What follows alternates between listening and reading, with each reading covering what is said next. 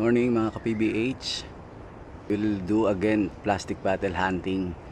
Sorry talaga, medyo naging busy ako itong mga nakaraan. So hindi ko nagagawa itong ating advocacy Pero this time naglaan ako ng oras para makapamulo tayo ng mga plastic bottles. Ruruta ako siguro sa muna, sa Domsa, sa May Angono, kasi yung weather natin ngayon hindi ko alam kung parang uulan siya, so malapit lang yung pupuntahan natin. Tara guys, samahan niyo ako. Let's roll. Passing by Junction Road. Kakaliko lang natin, going up to Sumulong.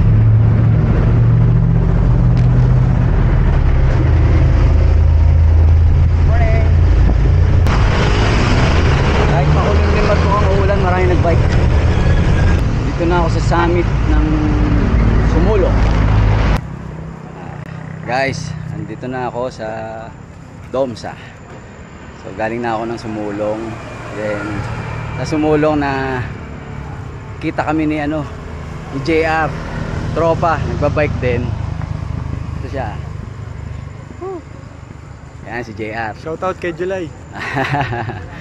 So dito tayo mag-start ng plastic bottle hunting. Meron akong baong plastic bag. Paglalagyan natin ng mga plastic bottles. Tara. Palang sa pinaradahan ko meron na. Dapat yung pamunuan ng barangay maglagay dito ng mga basurahan para hindi magkaroon ng masyadong pollution sa plastic. Remember, it's a global problem. Plastic bottles and other plastic pollution, sobra, grabe na to. Kaya kailangan natin magtulong-tulong para maibsan or mabawasan yung plastic bottle pollution. Loko, may visor pa na helmet. Ayan, maraming nakuha si JR. Look, baso. Kinuwan na rin namin yung mga plastic cups. Ayan, pag bumara sa daanan ng tubig, ayan na, mag-focus na ng baha. Sayang yung ganda ng lugar. Sinasabi ko nga pag lagi may ganitong basura, no? Good morning. Ito, kuha pa tayo ng plastic bottles.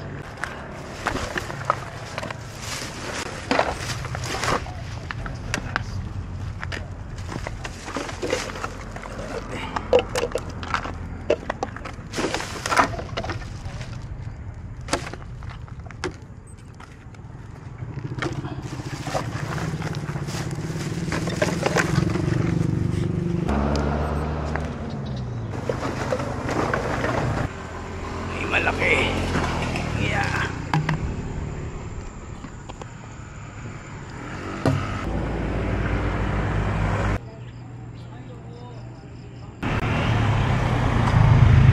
Dami mga basura, glass bottles, sachets, plastic bags, kalat. Yan. Hindi natin mapupulot na yan lahat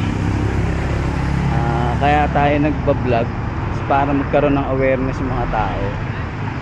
And yung ating mga leaders, mga LGU, magawan sana ng paraan tulad nito. Puno na yung sako. Ang tendency pag puno na, tatapon yung mga basura, hindi rin nasushoot pag inilagay sa basurahan. So nagiging makalat. Ang ganda ng lugar, kaya lang pagka ganyang kadaming basura, pumapangit. So kailangan ma-maintain. Sayang yung lugar, kailangan ma-maintain talaga. Before, nung hindi pa pandemic, bago mag-pandemya, dito nagbabike din kami dito. So konti lang kami nagbabike dito kasi daanan to ng truck So marami natatakot na dumaan dito. Pero nung nag-pandemya, naging sikat ito sa mga bikers. Kasi nga maganda yung ahon dito. Tapos nagkaroon ng mga lockdown per town. So nakilala itong lugar na to, itong Domsa. Until na marami pa rin pumapadyak dito. So may mga kainan na rin dito, no? Maganda tong lugar na to. Kailangan lang talaga maalagaan ng gusto. Ma-preserve na wag magkaroon ng mga kalat. Okay? Thank you. So, yan, okay yan, no? Iniipon yung mga plastic cups at plastic bottles. Okay yan, very good. So yun, di okay. Nakakalat yung mga plastic bottles. Pauwi na kami ni JR, guys. So, marami-rami rin kami nakuha dito. Tingin ko more than a kilo ito. Nilagay ko uli sa likod ko. Yan. Para medyo safe. So, salamat JR sa pagtulong sa akin sa pamumulot ng plastic bottles dito sa Domsa. Okay, uwi na kami. Going to Cainta. Hopefully, it will be a safe ride for us. Okay, let's roll. I'm now here at Sierra Valley, 1 kilometer away from home. Pero kanina, while I was biking going out, marami akong nakitang mga plastic bottles alongside the road. So, silipin natin. Baka may mapulot pa tayong mangilan-ngilan. As I said, hindi tayo makukuha.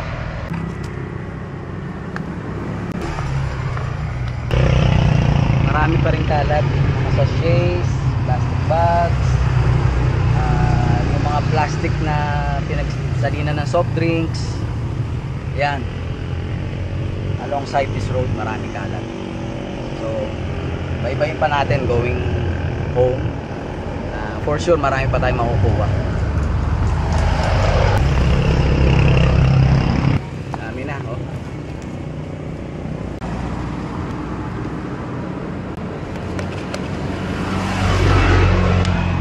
Ito yung kaibahan ng tethered cup, ano. Although yung problema natin, yung ibang mga nagko-consume, pinuputol nila.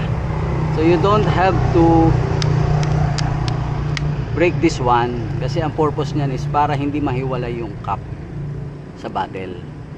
So para hindi kumalat. Not like this one na hindi siya tethered cup, ano. Easily mahihiwalay yung takip dun sa bote. So mahirap din pag yung takip yung nahiwalay, maliit siya eh. So kung saan-saan lang siya makakapasok. So yun yung difference nung tethered cup and non-tethered cup. So yun sana yung maisip ng mga companies, ano. Ang nakikita ko naka-tethered cup lagi is Nature Spring. Thank you Nature Spring, ha. Pero other companies sana mag-follow din kayo ng tethered cup, para hindi kung saan napupunta yung mga takip ng bote, ano. Thank you. Nakuha ko ng dalawang takip, oh. Tapos yung isa walang takip. So makita mo yung takip, ano, kung nakahiwalay yan, lalo na kung mapunta sa mga kanal, sa ilog, so lalong magkokos din ng bara ito eh. Kung saan saan kasi makakapasok ito, yung mga takip. Kaya I hope yung mga companies mag-shift into tethered cup, ano. Thank you. Basurahan dito. Hindi naman tapunan ng gilid ng tulay. Masakit, hindi man lamang inipon, ano, or pinalagay sa isang sako man lang na sama-sama, madaling lambutin. Basta binoyang-yang na lang dito. Sana lang mailagay sa mga sulok-sulok sa gilid ng kalsada.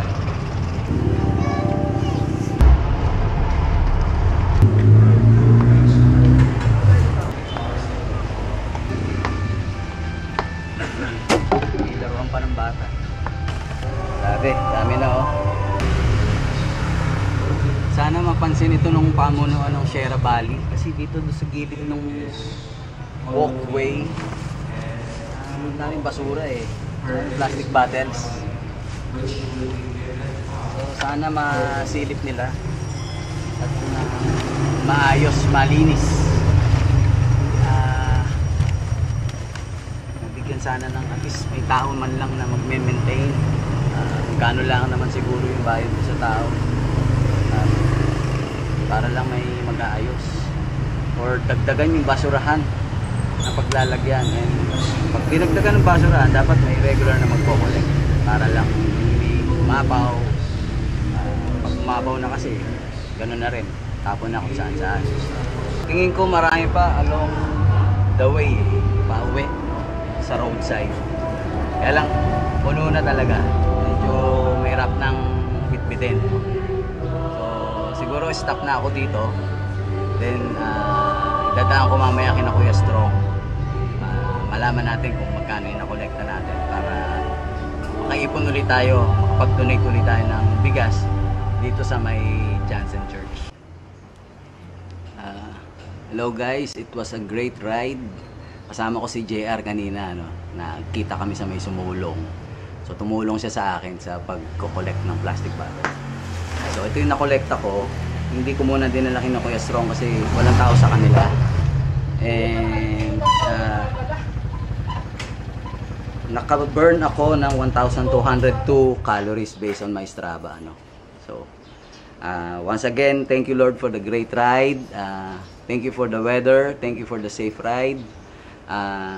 Please mga kababayan, huwag tayo magtapon ng plastic bottles kung saan-saan. Thank you very much.